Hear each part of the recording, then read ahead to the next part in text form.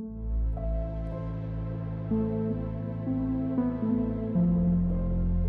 was 5 when I learnt that my name sat wrong in my mouth, like a song sung in the wrong key, like a shoe that pinches, like a question left unanswered. That girl was a heavy coat slipping off my shoulders, dragging behind me, stitched with a story that wasn't mine.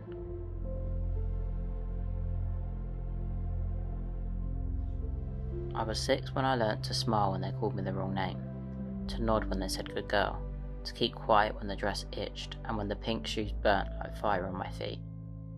I learnt my first lie that year, not the kind you say out loud, but the kind that sits thick and choking at the back of your throat, the lie of silence. I was 8 when I learned that mirrors are not my friend, that every glance is a gut punch, every photograph a lie, but no matter how hard I scrubbed, how deep I crawled, I could not peel her away. I was 10 when I learned how to fold myself small, to sink into the background, to disappear inside myself, how to breathe around the word she without choking on it. I was 12 when I learned that food was an enemy, that hunger was control, that empty was a feeling I could mistake for peace. How could I make myself less curves, less flesh, less visible, less wrong? Because maybe if I shrank small enough, they'd stop calling me things I wasn't. Maybe if I disappeared enough, I'd wake up and be someone else.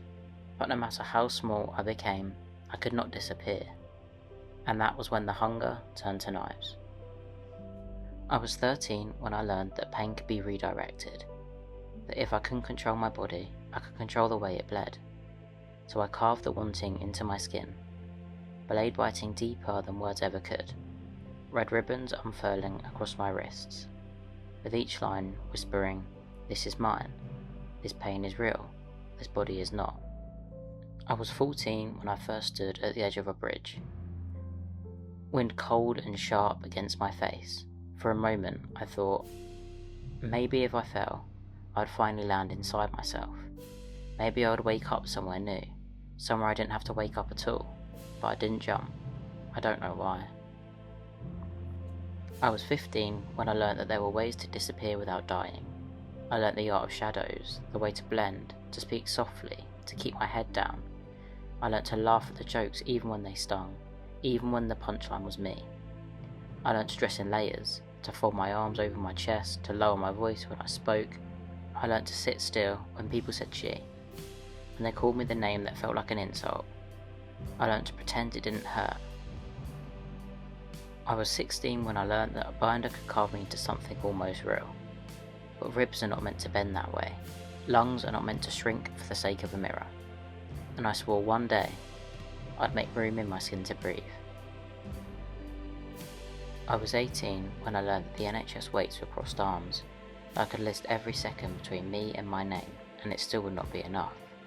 That I could scream into their forms write "I am a man" in shaking ink and still be told to wait, and wait, and wait.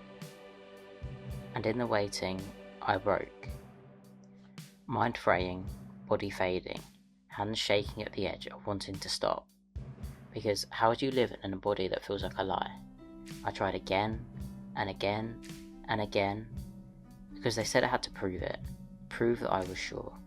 Prove that I was trans enough. Prove I was worth saving. I was 21 when I learned the word scalpel could mean salvation, that a hospital bed could feel like a sanctuary, that the sting of stitches was softer than the ache of dysphoria. I remember the moment before, the hum of the lights, the paper gown clinging to my skin, the sound of my own breathing. Shallow, shaking, waiting. I reached for my chest, fingers trembling, felt the bandages, felt the flatness. The truth of it, I cried. Not because of the pain, but for the first time, my body was not a battleground. For the first time, I was not fighting it. I was not hiding from it. I was home. I remember the first time I looked in the mirror, hands shaking as I unwrapped the gauze, breath catching in my throat. I braced myself for disappointment because dysphoria is cruel.